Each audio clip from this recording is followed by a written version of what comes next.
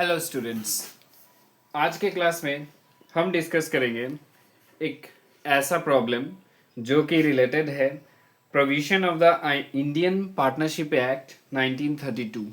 That means IPA 1932 से related है। Okay, हमने आईपीए 1932 में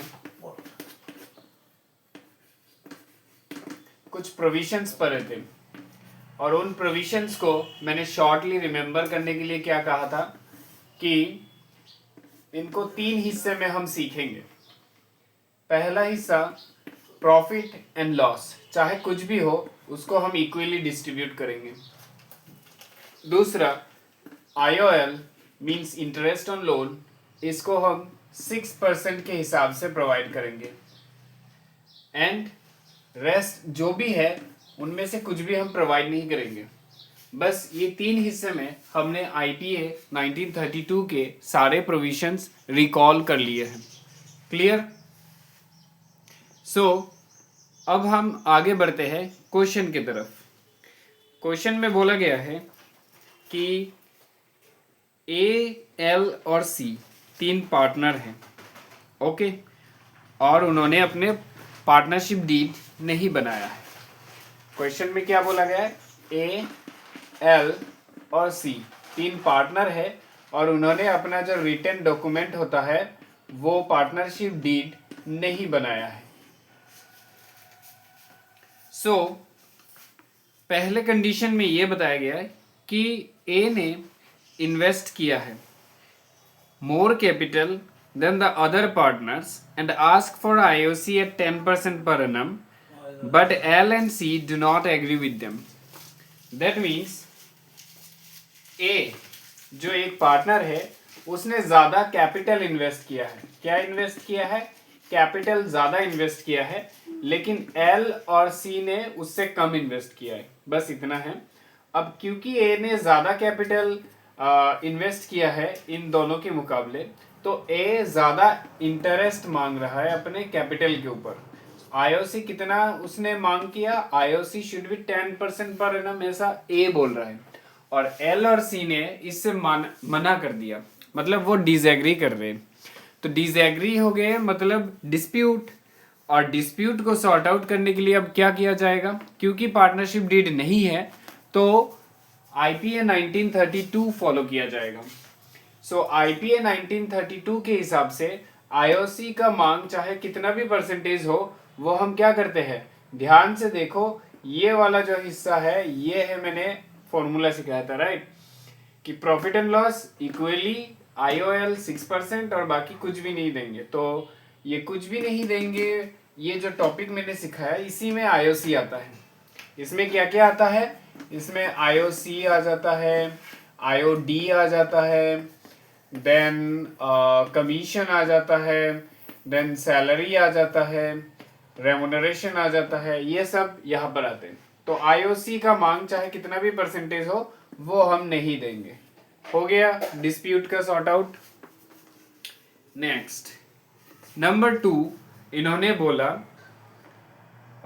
L devotes more time in handling the business and demands a salary of 5,000 per month, but A and C do not agree with them. L ज़्यादा समय देता है business में, इसलिए L ने 5,000 पर मंथ डिमांड किया है। L इन दोनों के मुकाबले बिजनेस में ज़्यादा काम करता है, ज़्यादा टाइम देता है, तो उसने 5,000 पर मंथ सैलरी डिमांड किया है, लेकिन सी और ए ने मना कर दिया क्योंकि सारे पार्टनर्स के डिसीजन मैच नहीं हुए। एल ने जो बताया ए और सी ने डिसएग्री कर दिया, तो डिस्प्यूट, और इसको सॉर्ट आउट करने के लिए आईपीए 1932 और उसके हिसाब से हम सैलरी को क्या करते हैं? रिजेक्ट करते हैं। कोई भी सैलरी पेमेंट नहीं करते चाहे कोई भी अमाउंट हो, क्योंकि वो तीसरे टॉपिक के अंदर आता है। ये रहा सैलरी राइट। नेक्स्ट क्वेश्चन में ये बताया गया है कि सी डिमांड किया है, सी ने इंटरेस्ट ऑन लोन 50,000 जो कि उसने प्रोवाइड किया है, और उस पर 12% पर एनम चाहिए। सी ने फार्म को कितना दिया, सी ने फार्म को 50,000 प्रोवाइड किया लोन, और उसके ऊपर वो डिमांड कितना कर रहा है, डिमांड कर रहा है 12% पर एनम। ओके, सो 12% पर एनम क्या उसको प्रोवाइड किया जाएगा, नहीं। अगर 12% पर एनम डिमांड किया गया है और पार्टनरशिप डीड नहीं है, तो हम आईओएल, ये जो लोन दिया गया इसके ऊपर जो इंटरेस्ट है उसी को इंटरेस्ट ऑन लोन कहा जाता है, राइट। और इंटरेस्ट ऑन लोन हम कितना देते हैं, 6% प्रोवाइड करते हैं। Clear, interest on loan 6%। सो इस प्रॉब्लम का भी सॉर्ट आउट हमने कर दिया। Now next question, next question में बताया गया है कि ए उसने विथड्रॉ किया है 10,000 from his personal use, sorry from the farm for his personal use. तो फार्म से उसने 10,000 विथड्रॉ किया, ए ने फार्म से 10,000 विथड्रॉ किया उसके पर्सनल यूज के लिए। मतलब ये क्या हुआ, ड्रॉइंग्स, ये क्या हुआ, ड्रॉइंग्स। तो ए ने 10,000 का ड्रॉइंग्स किया फार्म से। फिर इंफॉर्मेशन दिया गया है कि एल और सी ने डिमांड किया कि उससे आईओडी 10% पर एनम चार्ज किया जाए। आईओडी 10% पर एनम चार्ज करने के लिए बोला गया है। क्लियर, सो हमें पता है कि पार्टनरशिप डीड नहीं है, तो हम आईपी 1932 के प्रोविजंस फॉलो करेंगे। और उस प्रोविजंस के तीसरे टॉपिक में ये बताया गया है कि हम आईओडी प्रोवाइड नहीं करते, तो ये भी रिजेक्ट हो जाएगा, इसको प्रोवाइड नहीं करेंगे। नेक्स्ट बोला गया है कि profit for the year before the above claims 50,000। सारे क्लेम्स से पहले प्रॉफिट था 50,000 और ए ने डिमांड किया है कि प्रॉफिट कैपिटल के रेशियो में डिस्ट्रीब्यूट होना चाहिए। प्रॉफिट 50,000 था, उससे फर्क नहीं पड़ता, फिर भी मैं लिखता हूँ प्रॉफिट 50,000 था और ए ने डिमांड किया कि उन लोगों ने जो कैपिटल सबमिट किया उसके हिसाब से डिस्ट्रीब्यूट होना चाहिए।